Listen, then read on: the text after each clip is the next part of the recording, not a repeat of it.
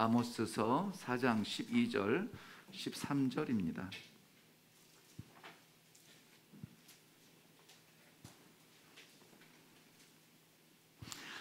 찾으셨으면 우리 한 목소리로 같이 읽어보도록 합니다. 12절과 13절입니다. 시작. 그러므로 이스라엘아, 내가 이와 같이 네게 행하리라. 내가 이것을 네게 행하리니 이스라엘아, 내 하나님 만나기를 준비하라. 보라, 산들을 지으며 바람을 창조하며 자기 뜻을 사람에게 보이며 아침을 어둡게 하며 땅의 높은 데를 밟는 이는 그의 이름이 만군의 하나님 여호와시니라. 아멘. 아멘. 만군의 하나님 여호와시니라. 이거는 우리 엄청난 축복입니다. 이 믿음 하나만 있어도요, 우리는 세상에서 별처럼 빛날 수가 있습니다. 세상에 묻혀 살지 않아도 돼요. 정말 별처럼 빛나는 존재가 될 수가 있습니다. 오늘 하나님께서 저희들에게 주시는 아주 소중한 시간이긴 한데 죄송한데 제가 말씀드렸지만은 이것을 한 몇십 분, 30분, 40분 안에 종말론에 관련해서 뭔가 나눈다는 것 자체는 언어가 도단입니다. 언어가 도단을 건넜네요. 네. 그렇지만은 아주 기초적인 거 이것도 모를까봐 그런 정도만 이렇게 터치하고 지나가려고 합니다. 또 하나 중요한 것은 내가 알고 있던 거랑 다른 차이가 있을 수 있어요. 그렇다고 해서 제가 이단도 아니고 우리 성도님들을 이단이라고 이렇게 잘라내지도 않겠습니다. 왜냐하면 지금도 우리 동일한 교단 대한예수교 장로회 합동 측에서도 이 종말론에 대해서는 계속해서 씨름을 하고 연구를 하고 그 한 단어 가지고 그 수많은 수십 년의 그 세월을 보내면서 계속 등장을 하고 있습니다. 뭐 예를 들면은 종말론에 대해서도 예수님의 재림에 대해서 이 전천년설이냐 무천년설이냐 이런 것들도 지금도 이제 많이 씨름을 하고 있어요. 그리고 사실은 우리 교단이 기본적으로는 역사적 전천년설의 그 기준을 두고 있지만 근래에 와서 아마 많은 종말론의 배경이 무천년설에 가까운 그러한 배경들로 변해가고 있다는 것도 우리가 좀 미리 염두에 두고 들을 필요가 있습니다. 그렇기 때문에 만나지 않은 다가오는 것에 대해서는 우리는 하나님의 말씀에 대한 신뢰가 첫 번째고요. 그것을 이렇다 저렇다 선긋고 구별할 일은 아닙니다. 오늘 결론의 말씀으로 나누겠지만은 우리는 결국은 이 다양한 주장과 다양한 이해와 또 다양한 이러한 세계 속에서 우리가 할 것은 그럼 뭐냐? 하나님께서 개인적으로 접촉하시며 개인적으로 말씀해 주시는 이러한 신앙 양심의 통로를 통해서 오늘 우리가 하나님 앞에 어떻게 살아갈 것이냐, 이것에 우리가 결론을 내릴 겁니다. 그리고 종말론에 대해서 우리가 기억해야 될 것은, 그러므로 사랑하는 형제 자매 여러분, 우리는 하나님 만날 것을 준비해야 합니다. 그거예요. 준비해야 합니다. 자, 아모스 4장 12절 13절에 아주 간단한 이 두 절의 말씀을 가지고 부활, 재림, 종말 다 나눌 수는 없지만은 아무튼 그 짧은 시간 안에 할 수 있는 대로 우리가 꼭 필요한 것들만 나누고 혹은 그 이후에 질문 시간을 통해서 좀 궁금한 것들, 그런 것들을 좀 나눌 수 있기를 바랍니다. 네, 다음 우리 커트를 보면 기독교의 교리가 있는데요. 교리하면 우리가 어떠한 기준, 진리의 기준을 붙들고 신앙생활을 하고 있는가, 이 대한예수교 장로회, 그러니까 우리 개신교에서 개신교를 이제 좀 집중적으로 보는 교리입니다. 이게 전부는 아니죠. 네, 신론, 인간론, 기독론, 구원론, 그리고 이제 뒤로 넘어가서 계속 있습니다. 신론이라고 하면은 신에 대한 연구겠죠. 그런 논리겠죠. 그래서 신은 우린 삼위일체 하나님을 믿죠. 네, 그래서 삼위일체, 성부, 성자, 성령에 대해서 각 위에 대하여서 역할과 또 지위에 대한 것을 공부하는 것, 그리고 신론입니다. 기본적으로 우리가 잊지 말아야 될 것은 삼위일체인데 삼위일체에 대한 설명과 해석들도 다양합니다. 이것을 좀 이해가 될 수 있도록 그렇게 하니까 이해가 되네, 그런 해석들도 있습니다. 예를 들면 내가 여기에서는 일회교에서는 목사지만 집에 가서는 남편이고, 또 뭐 친구들 가운데서는 뭐 그냥 이태원이일 수 있고, 또 남편이며 아빠이며 누군가의 아들일 수 있고, 이렇게 한 사람을 두고 다양한 설명이 될 수 있듯이 하나님도 그런 분이다 하는데, 그것은 온전한 해설은 또 아니에요. 위험합니다. 왜냐하면 내가 여기서 목사이면서 여기에서 아들 노릇을 할 수는 없죠. 네, 그렇지만 하나님께서는 목사이면서 아들도 할 수 있는 것이 하나님이세요. 그러니까 우리가 이성의 선을 가지고 판단하고 쪼갤 수 있는 그 영역 위에 계신 분을 우리가 판단하고 쪼개서 이해해서 믿는다라고 하는 것은 우리 교만이에요. 그래서 믿음은 지식과 지혜의 세계를 넘어서게 되는데, 그래서 지식과 지혜는 우리의 경험과 연구 속에서 만들어질 수 있다면, 조각 모임을 해서 하나에서 100까지 우리가 알 수가 있다면, 이 믿음은 하나님께서 주시는 뭐라고요? 선물이라고요. 그래서 믿음의 세계는 지식과 지혜의 세계 속에서 이해할 수 없는 영역이 반드시 있습니다. 제일 염려가 되는 것은 신론이에요. 네. 인간이 신을 온전하게 판단하고 그렇기 때문에 나는 믿을 수 있어? 우리 판단 안에 조각나는 신이 과연 신일까요? 네, 그렇지만 하나님께서는 여전히 우리를 사랑해 주셔서 미지의 세계로 가둬두지 아니하시고 끊임없이 우리들에게 보여주세요. 만나주세요. 말씀해 주세요. 함께 해주시고 동일한 것들을 많이 나누셨어요. 이것이 하나님의 은혜입니다. 뭐 이런 식으로 이걸 다 다루지는 못합니다. 자, 인간론은 인간에 대한 이야기예요. 인간은 처음에 하나님으로부터 부름받았지만 우리 요즘에 또 부쩍 많이 나눴죠. 10,000가지를 받고 한 가지 그거 보기 좋은 거를 손으로 잡은 순간 우리의 교만의 결정체, 하나님과 같아지려고 하는 그거 사과나 선악과나 따먹었다고 해서 죽을 죄는 아니에요. 하나님의 질서를 깨트렸다는 것이 중요하죠. 근데 하나님의 질서를 깨트리고 약속을 어김으로 말미암아 하나님과의 관계가 무너졌다는 것이 이게 사람의 원죄라고 흔히 말하는 그런 타락이라고 말하죠. 하나님과 하나가 되기 위해서, 하나님의 기쁨이 되기 위해서 창조되었지만 내 것을 소유하려 할 때에 관계는 깨어지고, 그렇죠? 그리고 그 깨어진 관계를 통하여서 이 세상에는 죽음이, 죄의 그 결과인 죽음이 찾아오게 되고, 그러나 하나님은 그 인간의 죽음 상태를 그냥 포기하지 아니하시고 회복시켜 주시기 위해서 구원의 서정, 구원의 섭리로 우리를 다시 불러주시는 것이죠. 네, 그런 것이 인간론이에요. 기독론에는 예수 그리스도께서 그리스도가 되심에 대하여서 이제 배울 수 있는 자리입니다. 그래서 예수 그리스도 하나님이시면서 보좌를 버리시고 성육신하시고 십자가에 죽으시고 갇히지 아니하시고 부활하시고 또 승천해 주셔서 우리에게 하늘길을 열어주신 이 과정들을 우리가 배우고 또 배워요. 또 어떤 분은 교회에 10년, 20년, 30년을 다녀본 분들은 맨날 듣는 얘기 또 들어요.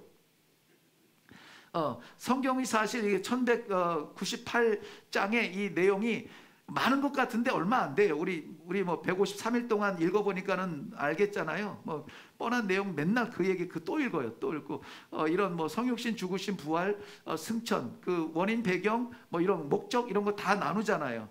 근데 중요한 건 뭐라고요? 우리가 따라가지 못한다는 것이죠.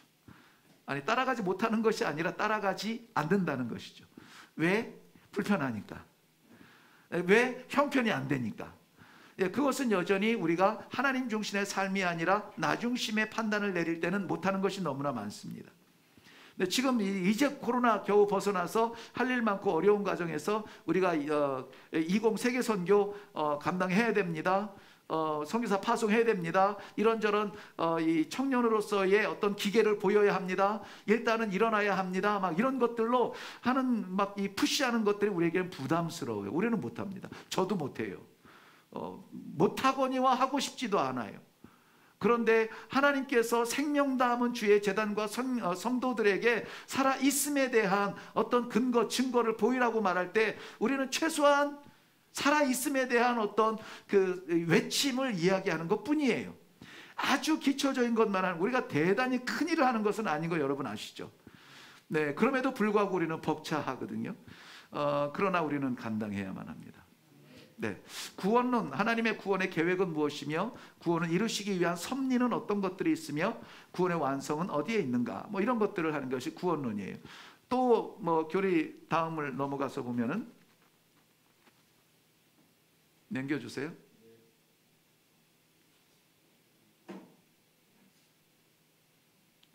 네.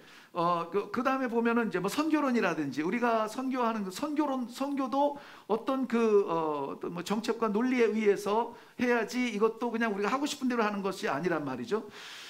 선교는 단편적으로 우리 일회교회에서 선교를 말할 때 제일 첫 문장에 무조건 해야 되는 이야기가 있습니다. 선교는 하나님의 선교다. 선교는 하나님의 선교다.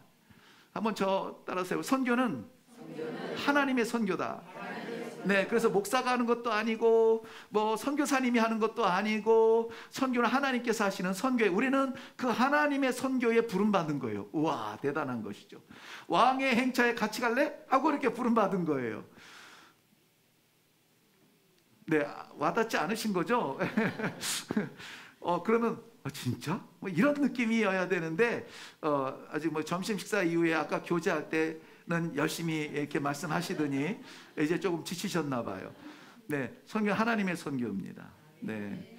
그래서 우리 한국 교회가 막 선교의 붕이 일어났다고 막 이랬을 때에 그때 좀 염려가 된 것이 무엇이냐면은 교회가 하는 게 아니거든요. 목사님이 하는 게 아니거든요. 하나님께서 하시는 거를 우리 한국교회를 쓰셨는데 그 감격이 없이 뭔가 하는 거에 빠져 있다는 것이죠. 대체로의 교회의 선교의 부작용은 뭐냐면 목사님은 선교 안 해도 성도들은 몰라요. 성도들은 관심이 없어요. 그냥 선교원금 내는 걸로 나도 선교에 동참하고 있어요. 이게 이제 선교라고 생각을 해. 근데 그게 아니라는 것이죠. 네, 그래서 하나님의 선교이기 때문에 방법도 하나님의 방법으로 해야 돼요. 하나님의 방법으로, 우리 방법으로 하는 게 아닙니다. 선교하려면 어떻게 해야 돼요? 오늘 선교 그 부장님이 안 계시는데 우리 일회교회가 선교하려면 어떻게 되느냐? 뭐 선교사를 뽑고 선교사 지역을 발전하고 선교 모금을 하고 막 이런 절차들이 있잖아요. 우리의 절차가 아니라 하나님의 방법대로 열어주시는 대로예요. 만약에 20명의 마음을 열지 않으셨다면 우리는 올해 선교사 20 세계 선교팀 운영을 못합니다. 근데 20 유닛을 하나님께서 마음을 열어주셔서 20 세계 선교를 팀으로 엮어 할 수가 있게 되는 거예요. 하나님의 꿈을 우리는 그저 노크하고 허락하시면은 동참하는 놀라운 축복인 것이죠. 하나님의 방법대로 가게 됩니다. 그 다음에 예배론도 보면은 뭐 예배의 기원이 어디서 왔으며 예배는 어떻게 드려야 되며 예배 본질은 무엇이며 또 성찬과 세례가 예배 가운데서 어떤 역할을 할 것이며 뭐 이런 것들을 또 배우게 되는 것이 예배론. 예정론, 하나님께서 예정하시고 우리를 부르시고 예지하시고 막 이런 것들에 대해서 하는 거 재밌습니다. 골치 아프죠. 그 다음에 오늘 이제 중요하게 다루게 되는 게 이제 종말론이에요. 종말론은 대체로 네 가지를 다룹니다. 죽음, 부활, 재림. 사람의 죽음, 종말, 이 개인적 종말이죠. 각자가 다 종말을 맞이해요. 우리의 개인적 종말은 죽음이죠. 네, 그리고 부활, 부활에 대해서 우리는 조금 나누게 됩니다. 부활체에 대해서도 부활하면 어떻게 됩니까에 대해서도 나누게 되고요. 그 다음에 재림, 예수님의 재림의 그 시기와 모양과 뭐 이런 방법들 뭐 이런 것들에 대해서도 아주 간단하게 제목만 다룰 거고요. 그 다음에 예수님 재림 이후에 마지막 심판이 있다고 하는데 그건 어떻게 되는 겁니까? 심판에 대해서 우리가 조금 다루게 됩니다. 네, 그래서 다음 넘어가면 종말론은 크게 일반 종말론, 일반적 종말론과 개인적 종말론이 있어요. 오늘 좀 주목하고 싶은 부분은 개인적 종말이에요. 개인 종말. 거기에서 우리 각 개인의 죽음과 부활의 관계는 어떻게 이해를 해야 되는가. 그 다음에 우리가 궁금한 것이 천주교에서는 연옥이라는 데가 있는데 우리 기독교의 낙원과 음부와는 어떤 차이가 있습니까? 뭐 이런 것도 궁금해할 수가 있죠. 그리고 일반적 종말은 우리가 흔히 이야기하는데 주의 재림과 천년왕국 그리고 마지막 심판, 그것을 이제 주로 통틀어서 일반적 종말론이라고 말합니다. 네, 오늘 이거 찍으시는 분들은 저희가 자료는 드릴 수 있는데 제가 이거 괜찮아 할 정도로 잘 만들지 못했어요. 그래서 오늘 제가 애지간한 PPT 자료는 다 공개하거든요. 원하는 사람 다 주는데 요거는 비공개입니다. 그래서 개인적으로 이해할 때는 쓰시는데 우리 목사님이 이런 거 했어 하고 막 이렇게 나누시는 거는 조금 자제해 주시고 저한테 허락을 받으셔야 돼요. 왜냐하면 미비한 게 너무나 많아요. 왜냐하면 종말론을 여기 이 도표 안에 담아서 이걸 다 하려면은 오늘 진짜 계속 몇 시간을 해야 되는데 이제 뭐 고작 한 30분 안에 이것을 다루려고 하면은 막 스킵해야 되고 빼먹고 막 이래야 되거든요. 그게 종말론이 다가 아닌데 그래서 좀 안타깝습니다. 네, 주의 재림과 재림 이후의 천년 왕국의 모습은 어떠할 것인가에 대해서 좀 다루게 됩니다. 자, 그 다음에 보면은 개인의 종말 우리가 좀 집중할 부분인데요. 개인의 종말은 육체적 죽음과 육체적 죽음이 일단 개인적 종말의 가시적인 나타냄 현상이에요. 우리는 왜 죽습니까? 우리는 왜 죽죠? 창세기 2장 17절 말씀을 근거로 하면은 우리의 죽음은 죄에 대한 결과인 것이죠. 네, 죄에 대한 결과예요. 그래서 죄 짓지 아니한 사람이 하나도 없는 것처럼 모든 사람은 다 죽게 되어 있고요. 그래서 이것을 필연 죽음이라고 말합니다.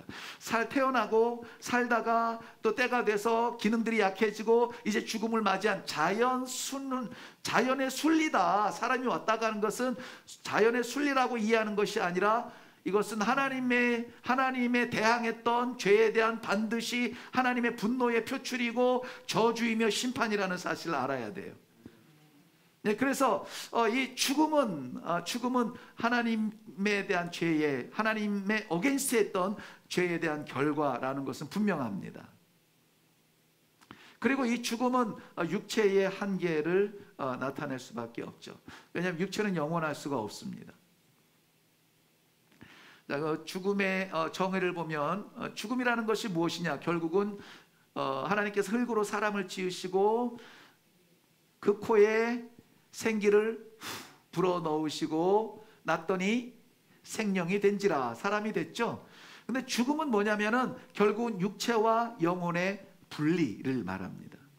그러니까 육체에서 영혼이 떠나가시니라. 떠나갈 때 그것은 죽음이라는 표면적으로 설명할 수가 있겠습니다. 하나님께로 돌아간다. 하나님께서 지으셨으니까 하나님께로 돌아가는 것이겠죠. 그리고 죽게 되면은 모든 것의 끝이 아니라 죽으면은 시원한 것이 아니라 재림을 기다리게 돼요. 재림 이후에 왜냐하면은 심판이 있기 때문에 모든 사람들은 다 이 심판 앞에 서게 됩니다. 그것도 나중에 다룰게 될 겁니다. 그러면 성도의 죽음은 어떻게 표현할까요? 성화의 완수. 성화라고 하는 것은 지금 우리가 살아가는 이 삶의 과정, 이 기회를 성화의 과정이라고 말합니다. 성화, 거룩하게 변화되는 것이죠. 거룩하게 뭐 되는 거예요? 변화되는 거예요. 변화되는 거예요. 하나님께서는 우리의 죄를 단번에 씻으시고 하나님께서는 우리를 단번에 의롭게 하실 수 있습니다. 그런데 우리가 그 단번에 의롭게 된 것을 증명할 만큼 우리의 삶이 순간적으로 변화되는 것이 아니라 하나님께서 기대하시는 그 거룩함의 수준에 이르도록 우리는 날마다 씨름하고 노력하고 애쓰는 그런 변화의 과정이 필요합니다. 그래서 성도들에게 왜 말씀을 날마다 주시느냐, 왜 날마다 기도의 자리에 부르시느냐, 예배 안 드리면 죽어, 이것이 아니라 우리들에게 결국은 변화의 기회를 주는 거예요. 변화의 기회. 그러니까 성경을 우리가 한 번에 창세기 1장 1절부터 계시록 20장까지 한 번에 다 먹고 다 하는 것이 아니에요. 날마다 주시는 말씀 한 말씀만 주옵소서. 그 한 말씀이 나의 부족한 요 부분을 오려내고 하나님의 은혜로 채워지고 그 한 말씀이 나의 부끄러운 요 부분을 잘라내고 하나님의 사랑으로 채워지고 이렇게 하면서 날마다 변화되어져 가는 거예요. 그러니까 성도가 변화되지 않는 것은 정말 안타까운 일입니다. 변화되지 않는 것. 변화되지 않는 것. 예수 믿고 변했다는 얘기는 들을 수 있습니다. 술 먹던 사람이 술 딱 끊고 뭐 그 술이 뭐 이렇게 뭐 중요한 기준점은 아니지만, 그렇지만은 예수 믿고 나서 거룩함에 이르기까지 변화되어 가는 과정이 분명히 나타나야 돼요. 나타나야 됩니다. 성도의 죽음은 그래서 그 성화의 모든 기회들이 다 끝나는 자리예요. 죽은 다음에는 기회가 있다 없다? 없어요. 죽은 다음에는 기회가 없습니다. 네, 맡기신 거룩함을 향한 사명의 완수, 죽음의 자리입니다. 그리고 뭐 마지막 그 단어 문장은 성도의 죽음을 처소의 변경이라 했습니다. 지구촌에 살다가 네, 하나님의 나라에 살든지 지옥에 살든지 뭐 그렇게 되게 돼요. 그래서 생영이 됐다라고 할 때 그 영은 무한한 존재죠. 무한성입니다. 무한성. 그러니까 하나님의 나라에 가서만 영원히 사는 것이 아니라 지옥에 가서도 어떻게 된다고요? 영원히 사는 것이죠. 하나님과의 관계가 분리되었음을 죽음이라, 영원한 죽음이라 표현하는 겁니다.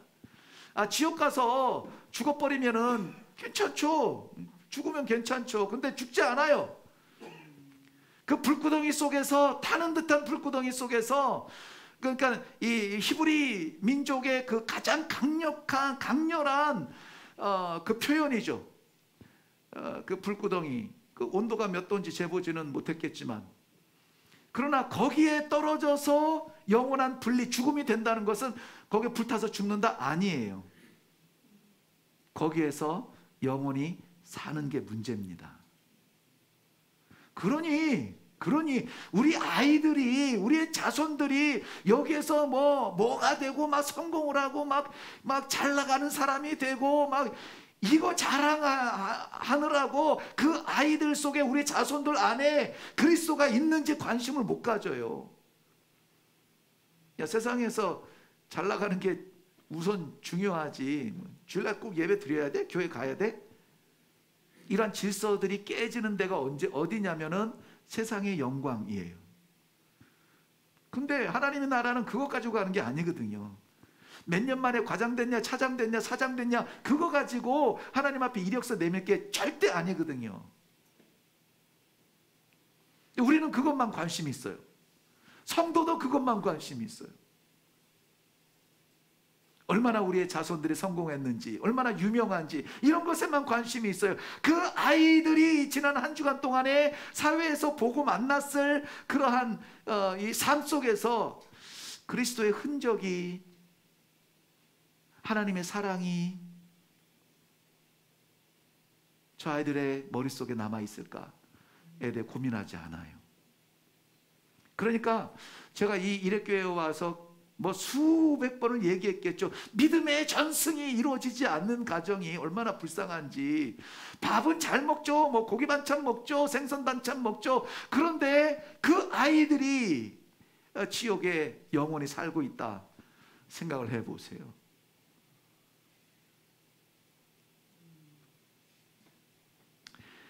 처소의 변경이 일어날 뿐 사는 겁니다.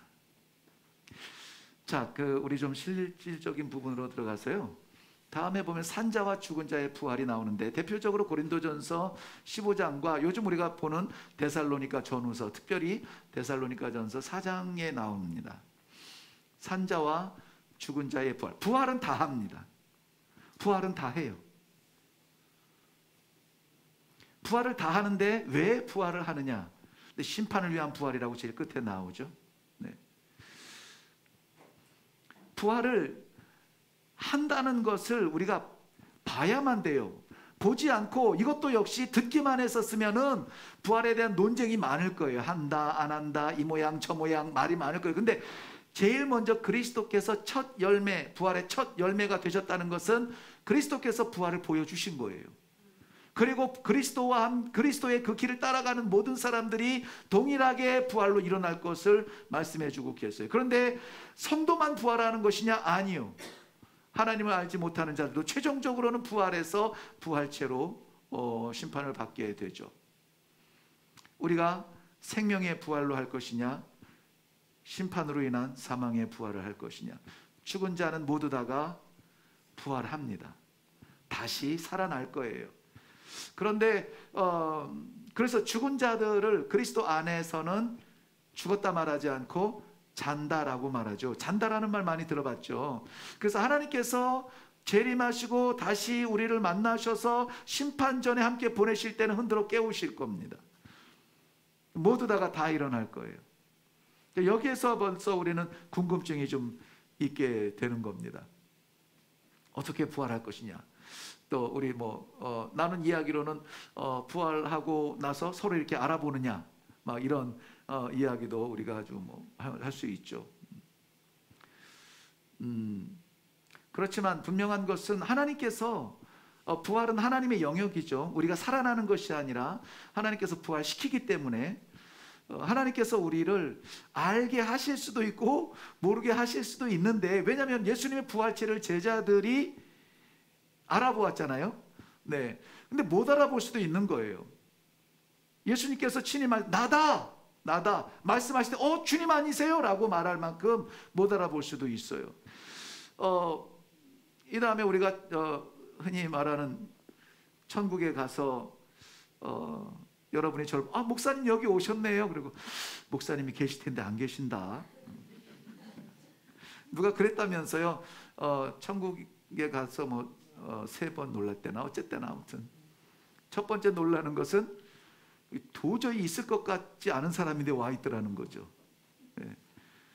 그리고 또 두 번째 놀란 것은 저 사람은 있어야 되는데 안 보이는 거죠. 그 다음에 세 번째 놀라는 건 뭐예요?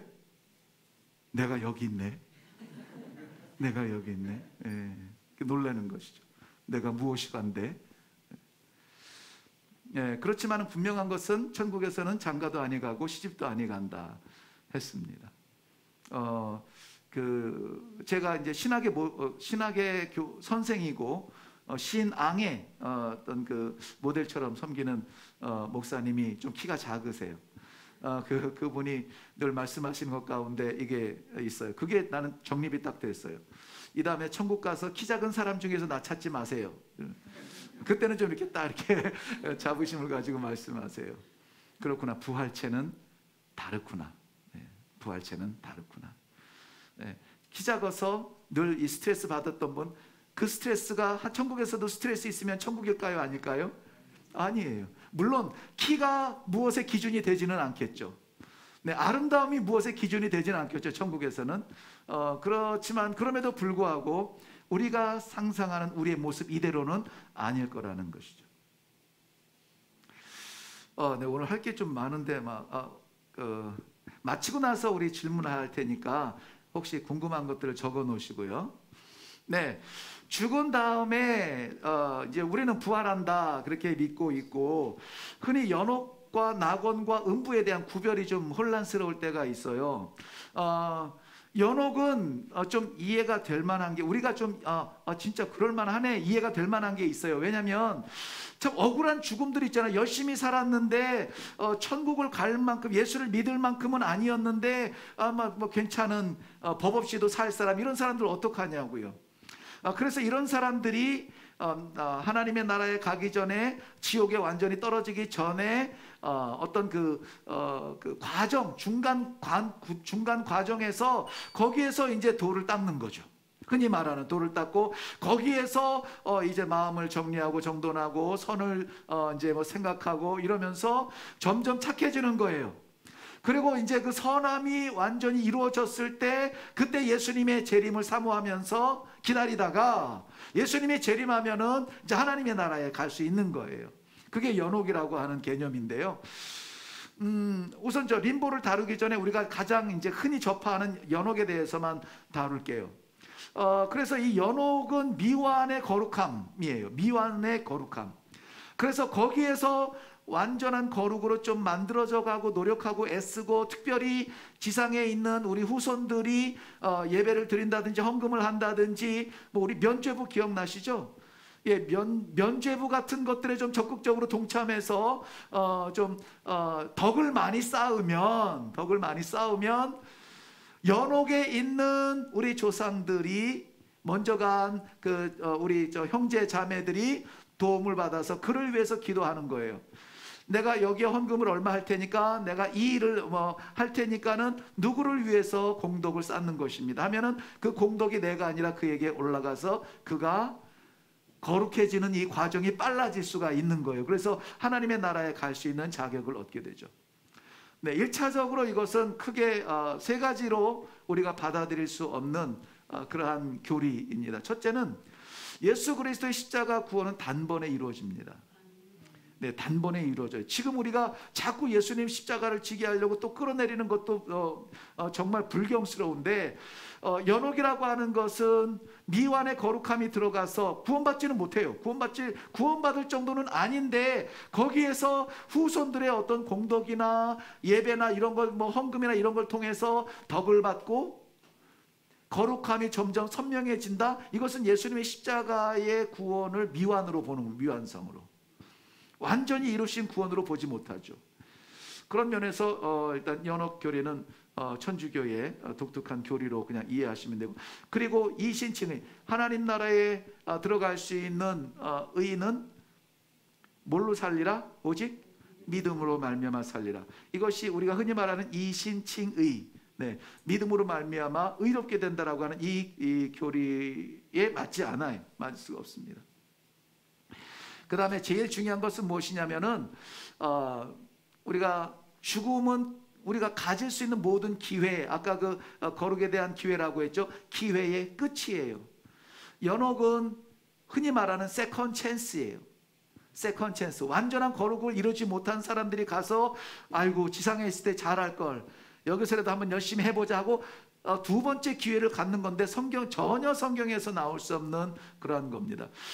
우리 부자와 나사로가 죽은 다음에 낙원에 갔고 또 음부에 내려갔는데, 음부에 내려가서 후회를 많이 하죠. 후회를 많이 합니다. 그런데도 불구하고 건너갈 수도 없고 건너올 수도 없다. 딱 그어버리잖아요. 그런 면에서 이 연옥 교리는 우리가 받을 수 없는 교리입니다. 자, 림보라고 하는, 림부스라고 하는 말에 이제 이 파생어인데요. 림보라고 하는 것은 구별된다는 거예요. 구약의 조상들. 그래서 조상 림보가 있고요. 세례받기 전에 어린 아이들, 유아들의 사망, 어떻게 하면 좋아요? 그 아이들 유아 림보가 있습니다. 이것도 역시 어떤 그 대기석 같은 자리에, 세컨 찬스 같은 대기석 같은 자리인데요. 이것도 받아들일 수는 없어요. 네. 그러면은 여기서 궁금한 거 하나 있죠. 구약, 성경에는 구약의 백성들, 좀 우리가 예수 그리스도를 만나기 이전의 사람들은 그러면은 어떻게 무엇을 가지고 심판을 근거를 잡을 것이냐 하는데, 유아들은 좀 문제가 되죠. 유아들은 그럼 어떻게 됩니까? 죄도 짓지 않았는데.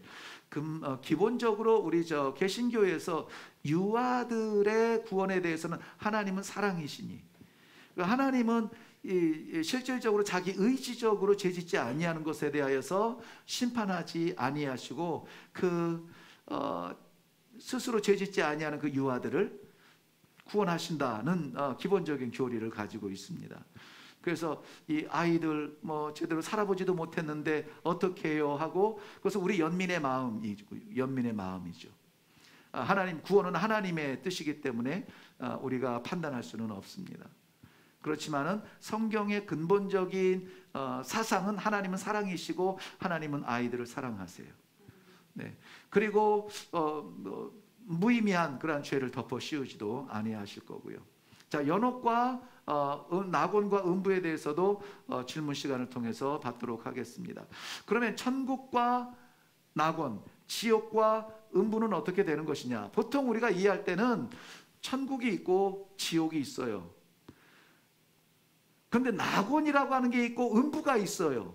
헤데스라고 하는 음부가 있고 패러다이스라고 하는 낙원이 있어요. 그러면 사람이 죽어서 그 혼이 어디로 갑니까? 이 영이 어디로 갑니까? 천국입니까? 낙원입니까? 그 영이 어디로 갑니까? 하데스 음부입니까? 지옥입니까? 라고 말을 해요. 그래서 보통 일반적으로는 구원, 마지막 영원한 천국에 가기 전 중간 단계, 이것을 이제 낙원이라고 말하죠.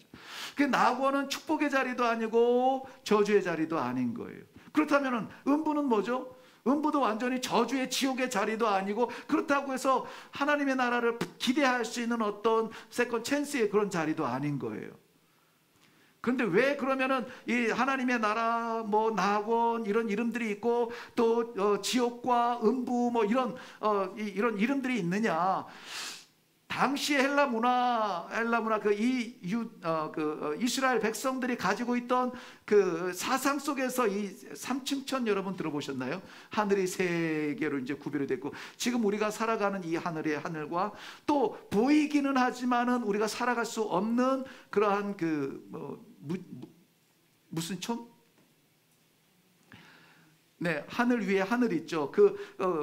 공기가 없어서 사람이 살 수 없는 그러한 층의 하늘이 있고, 그 너머에 하나님의 나라가 있을 것이라고 하는 이 삼층 구조에 대한 인식이 있습니다. 그래서 이 땅에서 살아가면서 하나님의 나라를 불쑥하는 것이 아니라 중간 단계 어둠의 쯤 있다가 예수님의 재림과 더불어서 다시 왔다가 거기에서 이제 심판에 따라서 결과적으로 올라가는 하나님의 나라로 가는 중간 단계 어둠에로 봐요. 삼중적 구조에 익숙한 사람들은 그렇게 해야만 설명이 되어져요. 그런데 저는 개인적으로 낙원과 하나님의 나라를 구별하지 않아요. 죽으면 즉각적으로 하나님 품에 가게 되죠. 그리고 죽으면 즉각적으로 어떤 중간 단계에서 오랫동안 오랜 세월을 기다리고 머무를 것이 아니라 죽음과 더불어서 뭐 흔히 우리가 설명할 때 죽음과 더불어서 지옥불에서 견딜 수 없는 물 한 방울만 달라고 허덕이고 있는 그 삶으로 추락하게 되는 것입니다. 네, 그리스도의 재림. 그리스도의 재림은 우리가 당길 수도 없는 거고요. 정하신 절차상의 재림입니다. 반드시 재림은 있을 것이고, 예수님의 재림의 징조에 따라서 또한 이 이단들이 많이 나오죠. 언제 재림할 것이다. 그래서 한국에서도 그러한 그 이단들이 굉장히 많이 나왔죠. 이것을 이제 뭐 학문적 뿌리까지 찾아가면서 우리가 다 나눌 수 있는 시간은 없습니다. 그렇지만은 예수님의 재림의 징조를 통해서 곧 오시겠구나 하는 마음은 있어요. 근데 곧 오시는 주님이 너무나 보고 싶고 사모하여서 빨리 만났으면 좋겠습니다 하면은 이러한 징조들에 대하여서 우리가 적극적으로 흡수할 필요는 있습니다. 예를 들어서 복음의 전파죠. 글씨가 왜 저렇게 됐지? 깨졌네요. 네, 원래는 저 정도로 제가 잘 못 만들지는 않았는데 지금 제 컴퓨터하고 너무 조금 차이가 있습니다. 뭐가 안 맞으면 이게 좀 바뀔 수도 있다고 하네요. 예를 들면 복음의 전파, 우리가 복음 전파는 우리의 열정이 아니에요. 우리 성격이 아닙니다. 뭔가 담으면 담을 수 없는 사람이 있어요. 가서 맛있다고 말해야 되고 같이 가자고 해야 되고 막 이런 성격의 사람이 있어요. 근데 복음 전파는 그 성격 때문에 하는 거 아니에요. 왜냐하면 이 복음 전파가 마태복음 24장 14절처럼 온 땅 위에 편만하게 다 증거가 되어졌을 때 그때의 끝이라는 말씀이 기록되어져 있기 때문에, 그러면은 주님의 재림이 그때라면은 빨리 이것이 복음 전파가 완수되어야 되겠네. 난 우리 주님 오시는 게 너무나 그리워져, 기다려져. 그러면 나라도 빨리 일어나서 이 사명을 감당해야 되지 않을까 하는 그러한 헌신, 내 마음의 선교가 되는 것이죠. 복음 전파, 복음이 편만하게 전파되고 복음을 듣지 못한 사람, 알지 못한 사람이 이 지구촌에 없게 됩니다. 모두 다에게 기회가 주어지는 것이죠. 그 다음에 적그리스도의 등장과 성도의 배교. 적그리스도는 우리가 쉽게 이해가 됩니다. 왜냐하면 적그리스도 지금도 얼마나 많은 이단들이 예수 그리스도의 십자가 걸고 나타나잖아요. 그런데 그러면 성도의 배교는 뭐지? 우리 성도들이 배교한다고요. 배신한다고요. 교리를 배신하고 하나님의 질서를 깨트린다고요. 누가? 성도가요. 배교. 섬찟하지 않습니까? 왜 배교하게 될까요? 왜 배교하게 될까요? 누가 뭐라 그랬어? 믿음이 없어서. 그렇죠. 당연히 믿음이 없어 배교하죠. 또 아까 어디서 나왔어? 무서워서. 무서워서. 굉장히 중요한 거죠. 무서워요.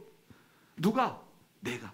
왜 무서울까요? 나를 붙드시는 하나님을 믿지 못해요. 회개 없는 신앙생활도 굉장히 중요합니다. 회개하여 성령을 받고 구원을 받으라 그랬거든요. 말씀이 없는 것도 마찬가지죠. 말씀이 없다는 것은 결국은 내 삶의 그 판단을 누가 합니까? 내가 해요. 말씀이 하지 않습니다. 말씀이 하지 않습니다. 저는 이 극단적인 신앙으로 지금 여러분을 몰고 가는 것이 아니라 아주 지극히 평범한 진리를 말하고 있는 거예요. 말씀이 나를 지배하지 않으면 우리는 자동적으로 내가 나를 지배합니다. 내 판단이 앞섭니다. 신앙생활 올해도 마찬가지예요. 변하지 아니하면은, 그러니까 영역이, 나라고 하는 영역이 100에서 하나님의 말씀이 들어와서 점점 나를 정복해야 됩니다. 종래에는 내가 말씀의 사람이 되어야 돼요. 근데 여전히 내가 99에 있고 1% 말씀 들고 이 신앙생활을 한다고 말을 하는 것이죠. 이게 변화되지 않아요. 퍼센테이지가 변화되지 않아요. 날마다의 말씀과 날마다의 시도와 날마다의 인도하심으로 퍼센테이지가 내 안에 들어온 이것이 점점 커져서 나를 장악해야 되는 것이죠. 그러면 겁이 안 납니다. 겁이 안 나요. 진짜 트리플 A형 완전히 저 같은 사람이 아프리카 광야 이 정글 이런 데 던져졌을 때에도 정말 내가 어떻게 그때 그 일을 했지? 자랑이 아니라 나는 못합니다. 나는 못해요. 자랑이 아니라 내 생명 내 것이 아니라 주님 것입니다라고 하는 요 한마디 믿음이, 주님이 나를 쓰시려면 살리시겠지, 주님이 나를 다 썼으면 데려가시겠지, 둘 중에 어느 것도 나는 좋은 거예요. 살아도 좋고 죽어도 좋아요. 죽으면 하나님 나라에, 그 소망의 나라에 선교사로 있다가 가니까 얼마나 뭐 이렇게 딱 하나님 네. 제가요 일하다 왔습니다 얘기해도 좋잖아요. 뭐 커피 마시다 왔습니다 이래 안 해도 되니까. 그러니까는 그런 데에서 나를 완전히 하나님이 장악한다는 것을 믿음이 있으면은, 믿음이 있으면은 배교하지 않습니다. 돈 몇 억에 배교하지 않습니다. 이 배교의 가장 중요한 포인트, 키포인트가 있어요. 배교는 누가 합니까? 내가 하는 거예요. 하나님이 돌아서시지 않아요. 배교의 당사자는 나예요. 그러니까 우리가 배교하지 않도록 하려면은 말씀의 지배를 받아야 됩니다. 아버지께서 내가 돌아설 수 없도록 꽉 붙잡아 주세요. 이런 간절함이 있어야 됩니다. 나는 얼마나 약한지 몰라요. 또 대환란이 있습니다. 대환란에 대해서는 뭐 많이 나오죠. 지진이 나고 전쟁이 나고 나라와 나라가 싸움이 나고 막 난리통이 납니다. 난리통이 나요. 네, 그런 것들이 이해할 수 없는 전쟁들과 각 급격한 전쟁들과 막 이권의 뭐 어떤 국익에 따른 이권의 전쟁이 아니라 도대체 뭔지도 모를 전쟁들이 일어나고, 이런 것들에 대하여서 대환란이 지구촌을 덮을 때 우리는 긴장해야 돼요. 재림의 징조. 네. 무엇보다 이스라엘의 회심이 일어날 것이다. 여기에서 말하는 이스라엘은 저 중동 땅에 사는 이스라엘 민족은 아닙니다. 우리 새 이스라엘 사람들이에요. 많은 사람들이 복음을 받고 영적 이스라엘로 회심을 하게 됩니다. 그렇기 때문에 교회는 부흥해야 되는 당위성이 있어요. 단지 숫자가 늘어나는 것이 아니라 회심의 숫자가 늘어나야 되는 것이죠. 그것이 우리가 교회가 부흥해야 되는 당위성입니다. 네, 재림의 형태를 간단하게 타이틀만 읽겠습니다. 예수님께서 재림하실 때에는 인격적 재림이에요. 전혀 우리가 이해할 수 없는 것이 아니고요. 형태적 재림, 그러니까는 보이지 않는 재림했다는 건 이미지적인 그런 재림이 아니고, 그다음 돌발적 재림입니다. 어느 순간 우리가 생각지 못한 때에 오시는 것이죠. 그다음에 영광의 재림입니다. 예수님은 더 이상 성육신의 연약함으로 오지 아니하시고 다스릴 왕으로 재림하시는 것입니다. 가시적 재림입니다. 이거 굉장히 중요한데요. 모든 사람이 다 볼 수 있도록 재림하세요. 근데 이것이 벌써 여기서 다 걸리잖아요. 미국에 있는 사람이 가시적으로 예수님을 보려면 한계가 있습니다. 그러면 저 반대편에 있는 아프리카 사람도 동시에 봐야 되는데, 그러면 이걸 어떻게 해야 되죠? 가시적으로 전 세계 사람들이 동일하게 볼 수 있어요? 남국과 북국이 동시에 볼 수 있습니까? 이해가 되지 않는 거예요. 네, 이해가 되지 않습니다. 그러나 하나님은 분명히 말씀하셨습니다. 모두 다가 볼 수 있는 가시적 재림을 말씀하셨어요. 우리가 하나님의 재림의 형태를 바꿀 수는 없습니다. 그리고 완성적 재림하시는 주님의 재림은 완성적, 다시 오실 일이 없습니다. 그 다음에 천년기서를 간단하게 설명드리면은, 이거는 한번 우리가 데살로니가서를 가지고 종말을 이렇게 대비하라 우리 공각 공부에서 했기 때문에 그때 들으셨으면 알겠죠. 간단하게 설명해드리면, 우리 대한예수교 장로회 합동 측에서는 역사적 전체, 그러니까 천년설이라고 하는 것이 천년왕국, 우리 계시록 20장에 나오는 천년왕국에 대한 이야기인데요, 그 천년왕국이 지상에서 이루어질 것이다 라는 것이 언제부터 언제냐, 아니면 그 기간이 진짜 천년이냐, 숫자 안에 있느냐, 이런 것들을 가지고 이제 연구하는 거예요. 그런데 예수님의 재림이 이 천년왕국 전에, 직전에 재림하셔서 이 땅 위에 천년왕국을 성도들과 보내시고, 그리고 그 천년왕국을 보내는 동안에 사탄은 무저경에 갇힌 바 되어서 이 성도들의 왕국이 되는 것이죠. 그리고 나서 천년이 지난 다음에 하나님의 심판을 하게 됩니다. 그리고 나서 그 심판을 통하여서 하나님의 나라 천국과 지옥의 결정이 되게 됩니다. 의인은 의의 심판, 그 다음에 그리스도를 알지 못하는 죄인은 악인의 심판을 받게 되는 거예요. 이것도 이제 질문이 나오겠죠. 그 다음에 세대주의적 전천년설이 있어요. 천년이 오기 전에 예수님이 오실 것인데, 그 예수님이 오시는 그 시점과 천년의 기간과 그 전에 일어날 천년 대환란의 그런 모든 것들을 성경에 나오는 것을 그대로 문자적인 해석을 합니다. 예를 들면 아마겟돈 전쟁을 이스라엘의 어떤 무슨 평야? 아마겟돈 전쟁 무슨 평이었죠? 아마겟돈 전쟁이 여기에서 일어날 것이라고 그렇게 지목하고 있는 그 대평야가 있죠. 이거 우리가 나눠 썼는데 갑자기 떠오르지 않네. 이스라엘 평화. 이스라엘 평야, 이스라엘 평야 아시죠? 비옥한 그 땅에 아마겟돈 전쟁이 현장이 될 것이다. 아니면은 아까 말씀드린 대로 이스라엘을 회복하면은 실질적으로 이스라엘 백성이 그리스도인으로 회복이 되어질 때, 그때가 이제 종말이 될 것이라고 얘기하는, 그래서 거기에서 나온 이 선교 단체들, 급진적인 선교 단체들, 세대주의적 그러한 선교 단체들 속에서는 이 복음의 서진, 그래가지고 예루살렘에서 복음이 터졌고, 사도 바울을 통하여서 이 마게도냐로 건너가고, 거기에서 로마와 유럽을 지나서 영국의 그 선교적 본부가 되고, 메이플라워를 통해서 정말 생각지도 않았던 미국 땅으로 들어가서 신대륙 발견과 더불어서 미국이 복음화되어지고, 그 복음이 이 아시아, 이 동양, 한국에까지 선교사를 파송하게 되고, 이 한국을 기점으로 한 중국의 회심과 동남아 회심과 이런 것들 통해서 결국은 지구를 한 바퀴 삥 복음이 돌아서 예루살렘으로 한 바퀴 완전히 돌면 그때가 종말이다. 이런 식으로 숫자를 숫자에 매여서 이게 무슨 숫자냐면 하고 막 이렇게 끄집어내는 것들. 네. 666 하면은 사탄의 숫자인데 이것이 컴퓨터 무슨 숫자고 베리칩의 무슨 숫자고 막 이런 거에 빠져 있는, 대체로 보면은 미국의 그 신학의 배경이죠. 그 다음에 이제 그 후천년설은 무슨 말이냐면은 이 천년이 지난 다음에 주님께서 재림하신다. 이게 후천년설. 무천년설은 원래는 우리 교단이 역사적 전천년설을 배경으로 하고 있어요. 그런데 요즘에는 이제 대체로 많은 신학자들이 이 무천년설로 이제 막 변화되고 있어요.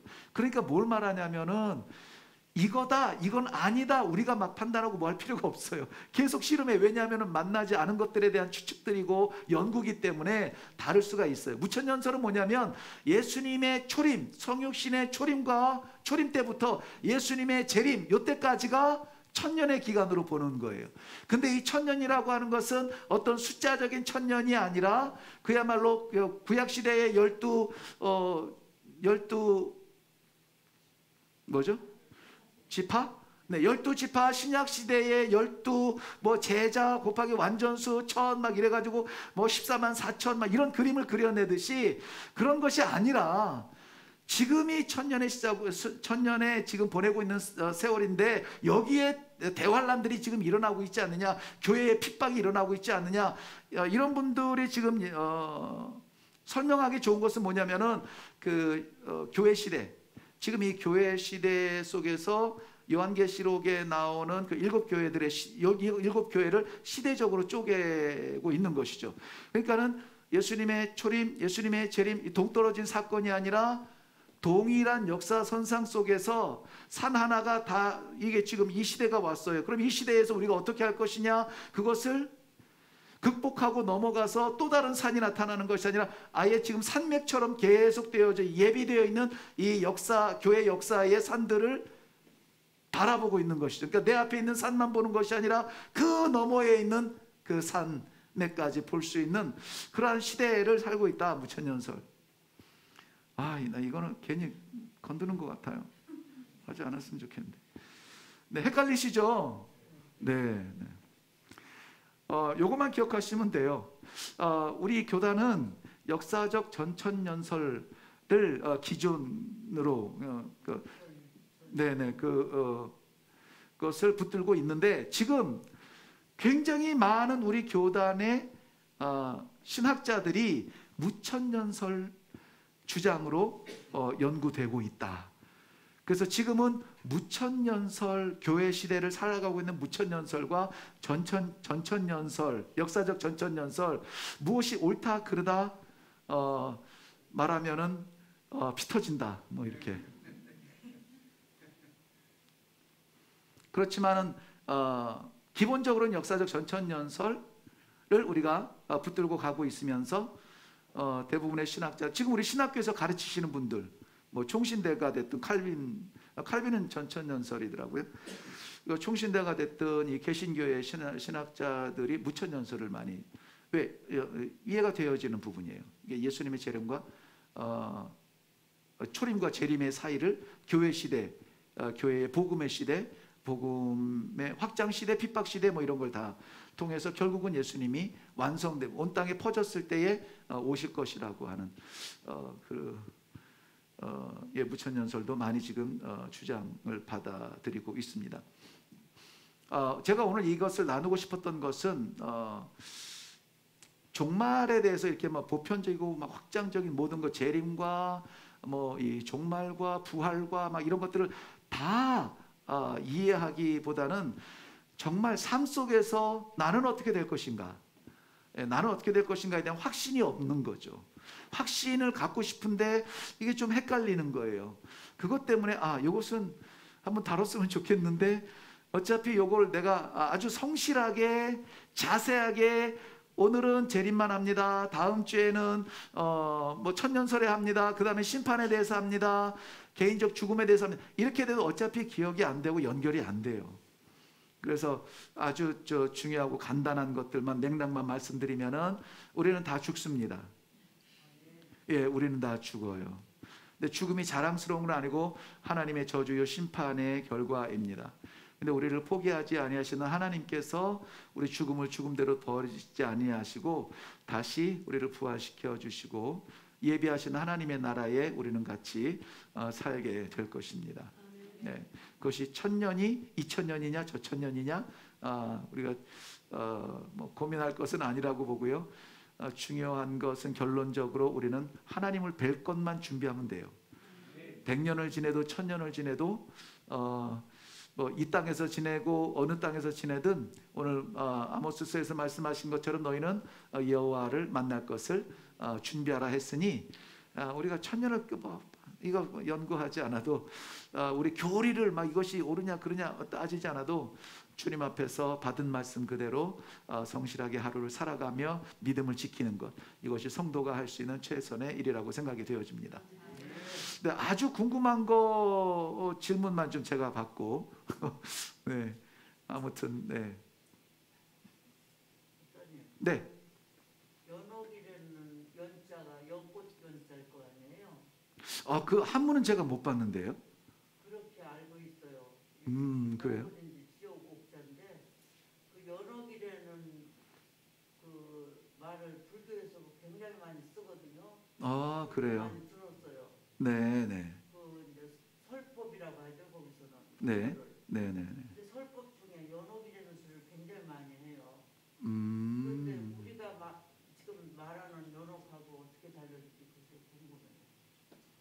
지금 우리가 말하는 연옥은 천주교에서 말하는 연옥이에요. 기독교에서는 연옥을 말하지 않습니다.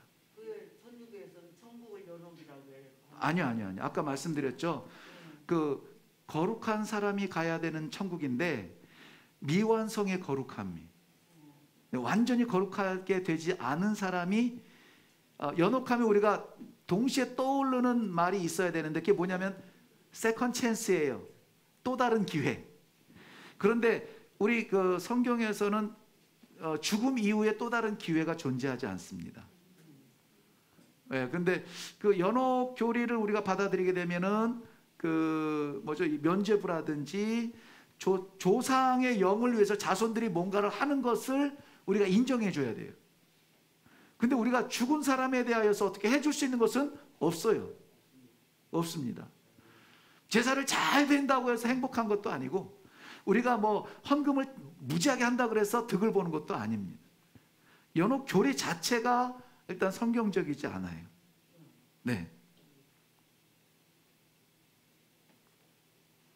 네, 혹시 뭐 네, 우리 장로님. 일단은 우리가 이제 사후에 네. 구원의 확신으로 이제 천국에 간다고 하잖아요. 네. 예수님 믿고. 네. 그런데 예수님이 재림하실 때에 네네. 그때 이제 죽은 자가 먼저 일어나고 네. 지금 현재 살아있는 자들과 함께 더불어 네. 공중으로 올라가서 예수님 영접을 해서 그때 심판받고, 네. 그때 이제 심판받을 때 그러면 먼저 죽은 사람하고 그다음에 지금 현재 올라간 사람하고, 그럼 먼저 죽은 사람은 그때까지 심판을 안 받고 네. 나중에 예수님 재림하셔서 그때 산 자와 죽은 자가 함께 심판받는 거예요. 그 말씀드린 것처럼 심판이라고 한 것은 하나님이 정하신 거기 때문에 절차상 심판이에요. 재림도 절차상 재림이에요. 심판도 절차상 심판이에요. 그렇다면은 죽은 성도가 하나님 나라에 갔다가 다시 재림할 때에 부활체로 일어나죠. 그 부활체로 일어난 것이 부족한 것이 아니라는 것이죠. 부족하지 않아요. 뭔가 또 거룩한 일을 해야 될 필요는 없어요. 또 믿어야 될 필요는 없고 이미 하나님의 나라에 가 있습니다. 하나님의 나라의 백성이에요. 근데 그가 왜 심판을 받느냐? 의롭다 함에 대한 심판이에요. 의롭다. 그러니까 심판은 합니다. 왜냐하면 의로운 사람이 심판을 안 당해야 되는데 아니에요. 우리도 저 서초동 법원에 가면은 피의자가 있고 피해자가 있어요. 그래서 둘 중에 하나 누군가는 범죄자예요. 근데 범죄자는 법에서 죄라는 것이 드러나서 벌을 받게 되고, 죄인이 아닌 사람은 그 막 해서 너 이랬지 저랬지 해서 막 결국은 뭐가 끄집어내지면 당신 죄가 없구나, 죄 없네가 판단이 되어지는 자리가 심판의 자리예요. 그래서 그 사람을 위해서는 이 심판은 반드시 있어야 되죠. 반드시 있어야 되죠. 왜? 죄 없음이 드러나는 증거의 자리니까요. 네, 그런데 이건 하나님이 정하신 거예요. 심판에 대해서, 최후 심판에 대해서. 그래서 살아있는 사람이 이렇게 살아있는 사람이 들려옴 받아서 심판을 받는다. 죽은 사람이 심판을 받는다. 생과 사의 문제가 아니라 심판이 의의 심판이냐, 그 처벌의 죄인의 심판이냐, 그 차이가 있을 뿐이죠. 그러면은 아마 지금 정확한 질문은 이거 같아요. 성도가 예를 들어서 죽었어요. 그러면은 그 성도의 영은 하나님의 나라에 가죠. 그러면은 그 하나님의 나라가 완전한 나라인데 예수님 재림하실 때에 죽은 자가 일어나는데 그럼 또 다시 내려와야 되느냐, 하늘을 떠나느냐 하는 문제죠. 그런 거잖아요. 네. 아니 그러면 이순신 장군이나 세종대왕은 어쩔 수 없이 주님을 모르는 사람들이잖아요. 네. 그럼 그 사람들은 지금 어떻게 돼 있을까요? 네, 그래서 그 하나님을 알 수 있는 방법이 일반 계시가 있고 특별 계시가 있어요. 그리스도 이전에 죽은 사람들에 대해서는 예를 들어서 유대인 같은 경우는 율법에 대한 심판이 있죠. 그리고 일반 사람들에 대해서는 자연 계시를 통해서 신존재에 대한 어떤 신앙이 있다는 것이죠. 그분들을 우리가 구원을 받았을까요? 안 받았을까요? 그거는 저는 말하기는 어려워요. 왜냐하면은 가봐야 아는데. 예. 그분들이 그 자연 계시를 통해서도 정말 나의 연약함과 정말 신존재에 대한 내가 죽는 것으로 끝나는 것이 아니라 하나님에 대한 존재에 대한 믿음이 있다면은 그분들도 구원을 받을 수가 있겠죠.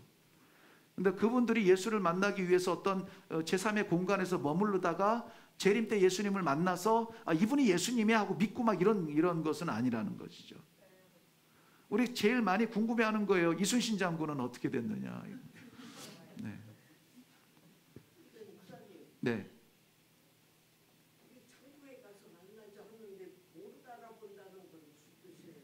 네. 네. 장로님 못 알아보실까 봐 그러시는 거죠? 네. 그러면은 장로님과 권사님이 이제 천국에 갔는데 장로님이 안 보이신다. 장로님이 안 보이신다. 걱정이 될까요?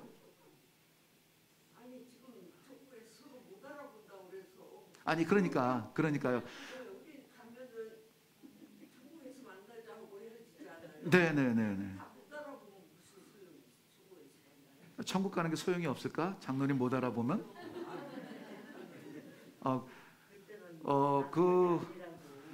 만약에 거기서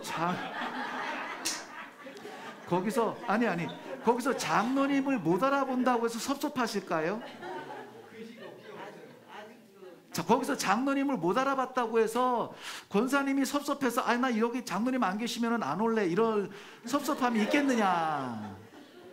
지금으로서는 인간으로서는 아주 고결한 사랑의 모델이세요. 예, 어디 갔어? 이런 사랑을 해야 되거든. 근데 거기 가서 장로님이 안 보이신다고 섭섭하면 마음이 생기면은 나는 거기 천국 아니라고 봐요. 잘못 가신 것 같아요. 그럴 때는 지금은 우리가 삶에 같이 살아온 경험이 있고 세월이 있고 사랑이라고 하는 것도 우리가 마음으로 느낄 수 있는 인간적 사랑을 다한 거잖아요. 그러니까 안 보이면은 보고 싶고 또 없으면은 섭섭하고 이렇죠. 하나님의 나라의 질서는 우리의 질서하고는 달라요. 거기에서 그리워한다거나 아파한다거나 거기서 키 조그만데 여기서도 크네 여기서는 크네 이런 판단의 가치가 지금의 판단하고는 철저하게 저는 다르다고 봐요.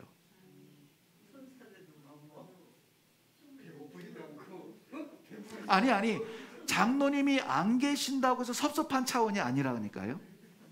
장로님이 생각도 안 나실걸요.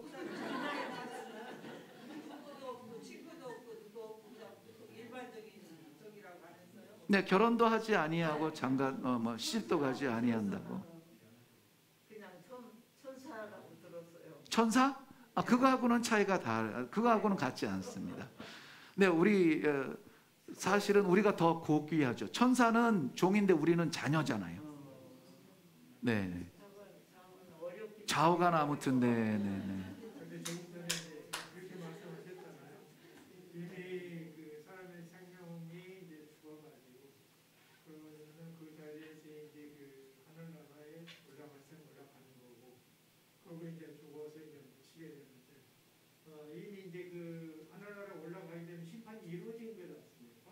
심판이 이루어졌기 때문에 하늘나라로 올라갔는데 네. 추후에 이제 그 예수 재림이 하신다면 그 재림에 다시 이렇게 심판이 또 이루어져야 되는 이런 또 심판은 아니고요. 그 심판을 받아서 하나님의 나라에 간 것이 아니라 우리를 의롭게 여기셔서 하나님의 나라에 있게 하시죠. 근데 예수님의 재림 이후에 천년 왕국이 지난 다음 마지막 최종 심판은 그때 일어나는 거예요. 그래서 그때의 심판을 통하여서 꽝꽝꽝 의인이다, 하나님의 나라, 지옥 이렇게 판결이 나게 되는 것이죠. 근데 지금 하나님의 나라에 가 있는 것 심판에 의한 것이 아니라 이 심판은 예수님께서 십자가에서 이미 우리 죄를 다 씻어주셨고 그것을 믿는 마음을 주신 백성들은 믿게 돼 있어요.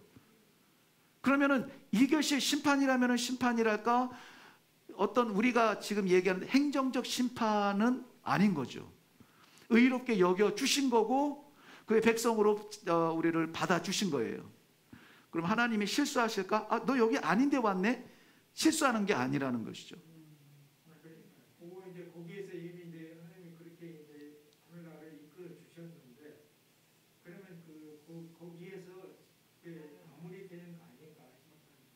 어디에서 이미 우리 죽어서 하나님에 갔을 때, 네, 그러면 죽은 자가 부활할 수 없죠. 부활할 필요 없죠. 근데 성경에서는 죽은 자가 먼저 일어나고 공중에서 재림하시는 주님을 맞이하고, 이런 것은 우리가 시스템적으로 이렇게 하면 좋을 것 같은 데가 아니라 하나님이 그렇게 정하신 거라서 죽은 자는 다시 부활하게 됩니다. 네, 부활체로 일어나겠죠. 네, 그때는 우리가 생각하는 그러한 이 몸하고는 다를 것 같고요. 일단 부활체에 대해서는 지금 이러한 그 신체적 조건이나 제한 속에서 어려움 당하는 그런 부활체는 아니리라고 봐요. 예. 껄쩍지근하죠. 예, 껄쩍지근해요. 그래서 우리가 어렸을 때만 해도 이 화장시킨다는 것을 굉장히 끔찍하게 생각을 했거든요. 예. 그 어떻게 불에 태우냐? 막 이건 우리 한국의 유교적 사상 배경에서는 이 불에 태운다는 거 막 심판이고 저주인데, 근데 지금은 이 교회 안에서도 일반적으로 화장을 하고 있습니다. 왜 그렇습니까? 어떤 믿음 때문에 그렇죠? 부활체는 다르다는 거예요. 그러니까 하나님이 우리를 지으실 때 어디에서 지으셨어요? 흙에서. 흙은 어디에서 왔어요? 예. 예. 그렇죠. 창조. 아무것도 없는 데에서 지으셨고 거기에서 우리를 만드셨잖아요. 없는 가운데서도 만드시는 하나님이 화장했다고 부활을 시키지 못한다? 이것은 아니라는 것이죠. 그러니까 요즘 이제 조금 많이 바뀝니다. 아까도 말씀드린 것처럼 우리가 역사적 전천년설을 목숨처럼 붙들고 왔다가 근래 막 한 20년 전으로 해가지고 무천년설의 어떤 그 영향력을 많이 받는 것처럼 화장도 절대 우리는 매장해야 돼 막 이러고 있다가 지금은 그건 의미가 없다. 우리 육체로 주신 것에 대한 육체적 삶의 흔적은 의미가 없다.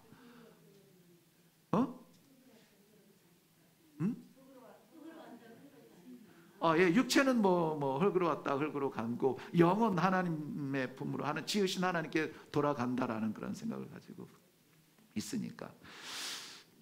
조금 연구해서 다음 주쯤 할 거 그랬나 봐요. 너무 급하게 건드렸나 봐요. 한 번 더 하죠. 네, 네, 네.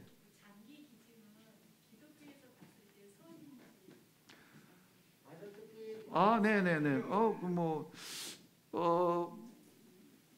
종교적인 의미에서의 선악이 아니라 그것은 어떤 그 윤리적인 선으로 저는 생각을 합니다. 그래서 이것을 장기 기증을 했기 때문에 구원에 어떤 도움이 된다거나 이것은 아니고요. 그 마음을 주셨을 때에 이것이 나눔이라면, 이타적 사랑의 어떤 뿌리를 가진 나눔이라면은 저는 기꺼이, 네. 저도 지금 시기를 계속 놓치고 있는데 저도 하려고 하거든요. 예, 장기 기증 이런 거. 예. 잘하셨어요. 네, 잘하셨어요. 어차피 썩어질 거고, 어차피 태워질 거고, 부활할 때 그거 가지고 날 건 아닌데.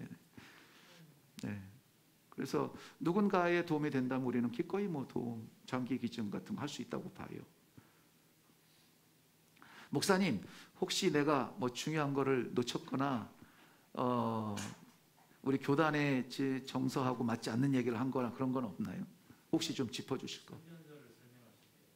네네네. 네, 목사님이? 제가요?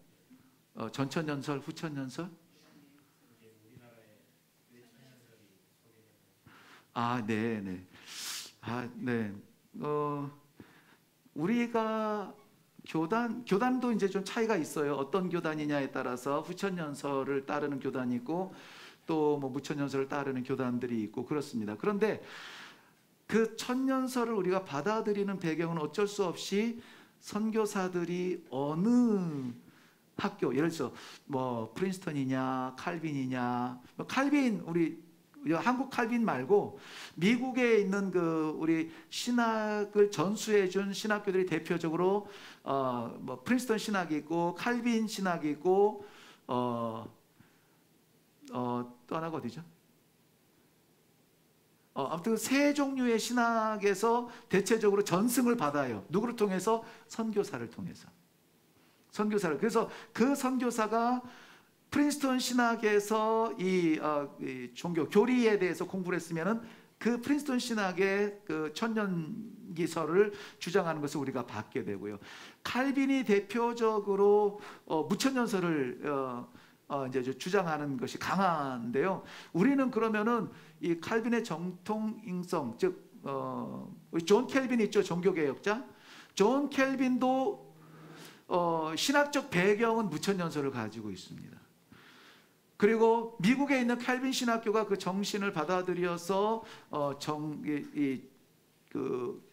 교리화한 것이 무천년설에 가까워요. 그런데 우리는 켈빈주의면서도 전천년설을 지금 붙잡고 있어요. 왜냐하면은 그것은 우리 좀 박형룡 우리 대한예수교회 장로회 우리 신학교가 이제 총회신학이라고 돼 있는데 총회신학에서 처음 교리를 틀을 잡았던 박형룡 박사님이나 또 누구지? 박아론 교수님 아버지 누구? 박윤선 목사님이나 이분들이 그 전천년설을 아무튼 신봉한다고 표현해야 되나? 아무튼 그쪽의 연구를 받아들인 거예요. 네? 네, 그래서 우리 교단은 아예 처음에 대한예수교회 장로회가 설립될 때의 그 교리적 배경이 선교사에 대해서 이렇게 받아들이게 되었어요. 근데 아까도 말씀드린 것처럼 전천년설은 뭐고 후천년설은 뭐고 무천년설은 뭐냐, 그 인식을 갖는 것이 중요하고, 예수님은 그 천년기설 전에 재림하셔서 지상의 천년 성도들과 왕국을 이루시고 나서 마지막 심판을 지난 것이 이제 창조된 세계의 끝이다, 이렇게 보는 거예요.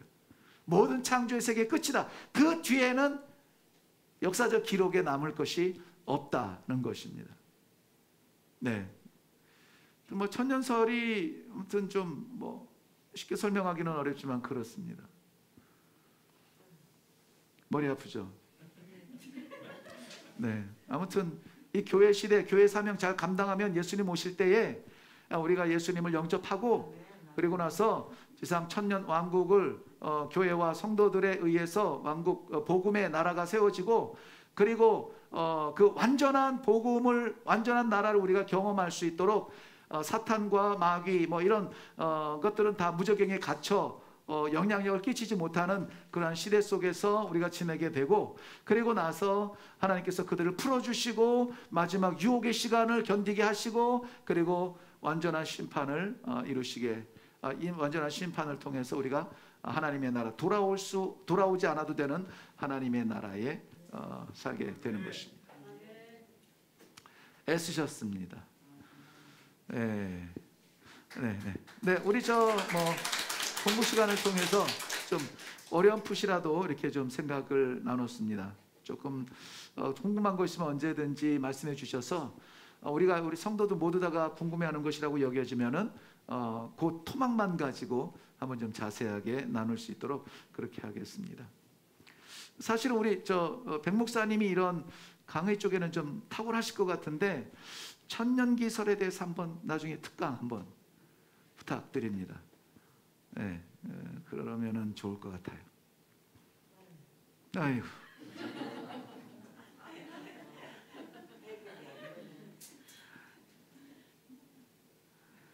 네. 근데 요거 때문에 이단이 많이 생기고, 요것에 대한 주장이 강하면서 이 판단이 흐려질 수 있는데요. 제일 중요한 것은 우리 죽음 후의 상태가 어떠냐, 몇 년 언제 오냐, 천년에 대한 이해가 무엇이냐, 심판은 무엇이냐, 이런 것들보다 우리가 이 말세 종말에 대하여서 인식해야 될 가장 중요한 요소는 이겁니다. 여호와를 만날 준비해야 되겠다. 네. 어떻게 사는 것이 준비하는 것인지 그것에 우리가 집중한다면 언제 오셔도 어떤 형태로 오셔도 몇 년을 지나도 어떤 형태의 천년이 됐든 어떠한 심판이 됐든 우리는 부끄럽지 않게 하나님 앞에 서지 않을까 그런 생각이 듭니다. 제가 한번 기도하겠습니다.